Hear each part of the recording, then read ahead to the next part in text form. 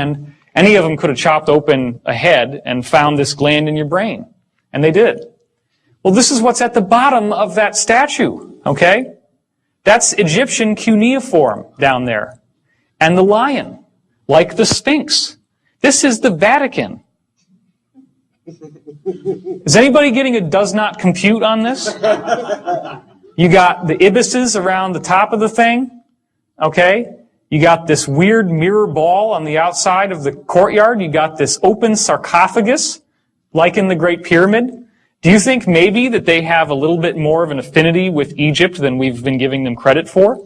Do you think that maybe the ancient Templars who designed the cathedrals used the same sacred geometry in the Great Pyramid in order to make those cathedrals so that they would function as consciousness resonators and amplifiers, using the domed ceiling, using the stained glass windows that have sacred geometry mandalas in them, and using the Gregorian chant, which has the tones of sacred music that then activate your consciousness? This is what's going on. That's the other side. You can see once again the same thing. You have this lion who's there. Well, okay, I guess if we put a cross on the top, it doesn't really count as an obelisk anymore. You know, we can kind of glide on that one. Doesn't work for me. This is very much something out of Egypt. And here's the smoking gun. The actual pontiff himself carries a staff that has a pine cone in the staff.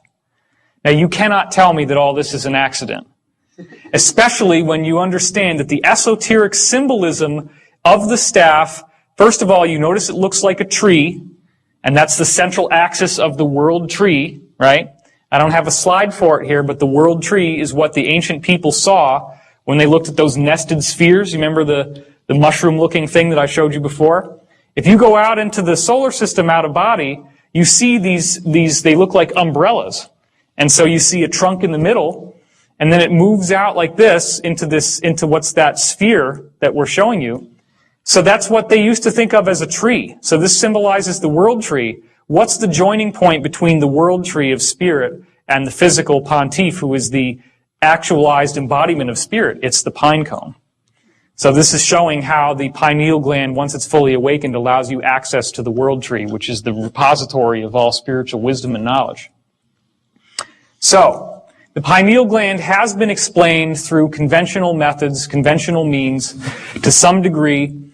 They have figured out what it does by looking at how when light strikes your retina, there's a little nerve system here called the preganglion sympathetic neurons, and they move through, and the light transitions itself into your pineal gland, okay?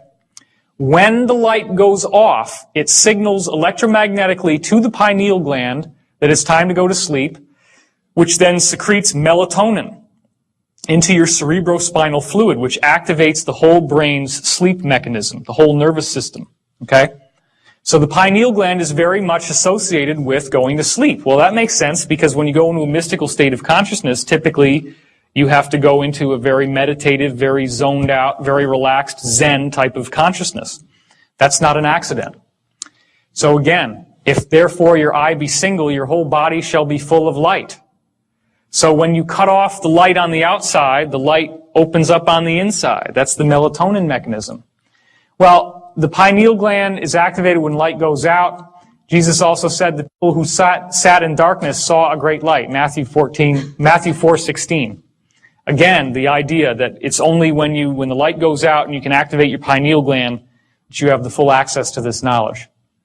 So the pineal gland also secretes another chemical. This is more recent research called dimethyltryptamine, or DMT.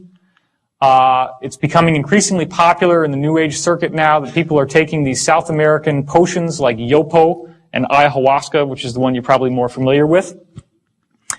The actual dictionary definition of what DMT does is that it includes profound time dilation, time travel. This is when you're accessing the time field, right? Time is three-dimensional. It's no longer linear. You can shift time.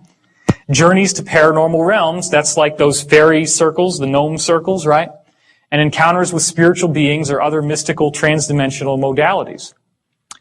All right, so there's the shape of it once again. Now, what's the big secret? The interior is filled with water. How does that seem like a big secret? Who cares? Why would it matter that there's water inside the pineal gland? Well, those of you who were here yesterday know the answer. The interior of the pineal gland, the water flips in and out through time-space. We'll get to that in a second. The problem that most people are having is that the water calcifies as you age. In fact, that's how they're able to figure out if your brain has a tumor when you're getting an MRI. Most people have this chunk of calcium in the center of their brain, which looks white on the MRI or on an X-ray. And if that little guy is off to one side, why is that? Think about it. Because what? Tumor is pushing on the brain, and it knocks it off of alignment.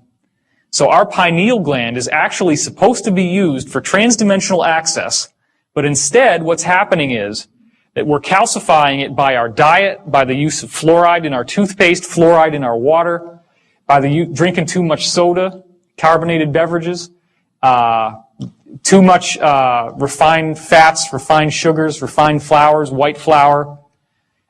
Anything in moderation is okay. I'm not saying you got to go on a totally Spartan crazy diet. But this calcification is also what the Bible calls the mark of the beast. The mark of the beast is on the forehead, right? Does everybody remember that from the Bible? And what was it supposed to mean? It's supposed to mean that you're captured in the grip of materialism. Well, that means that you don't have your spiritual access open. That's the symbolism. The symbolism is when you look at the chakras, you actually see a dark spot up here.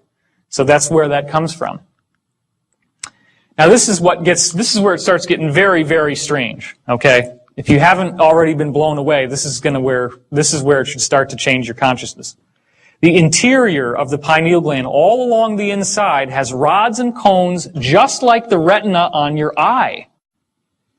Do you think that maybe when they called it a third eye, that they knew what they were talking about? Do you think that an eye must have a cornea and a lens and all this vitreous fluid in it like we have? The fluid is there. But you just got the retina. So there's something that appears to be happening inside. It's like there's a little television in here. And you can actually get audio out of it, and you can get video out of it, and that video feed is being picked up by the rods and cones, and that's your imagination. That's the mind's eye. You actually have a retina. Have you noticed that when you visualize something strongly enough, that you really do see it? You can close your eyes, but you're still seeing things. This is where it's coming from. Now, some of it obviously can happen in the mind. I'm not saying that everything that you think is showing up inside this little gland here. But what I am saying is that a lot of your contact with the other side, when you're traveling through time or when you're having a dream, the interface between your dreaming body, the silver cord, as it's called, the silver cord is anchored right here. That's where it comes from. That's why when people have an out-of-body experience, they hear a loud cracking noise, and then they fly out of body. The crack comes from right in here. So, the answer to why this works is that there is an electromagnetic shield that is created when the light goes out. It may be stimulated by the release of the DMT, but these two little arteries here, they don't look like much, but it's a known fact that the pineal gland has more blood flow per cubic volume than any other gland in the body. This gland has the most high amount of concentration of energy from your body of anything else. And that's because it's our gateway.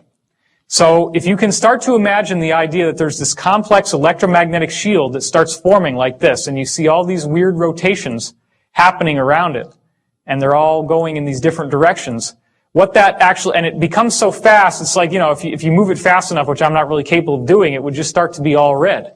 You get a perfectly formulated shield around the gland.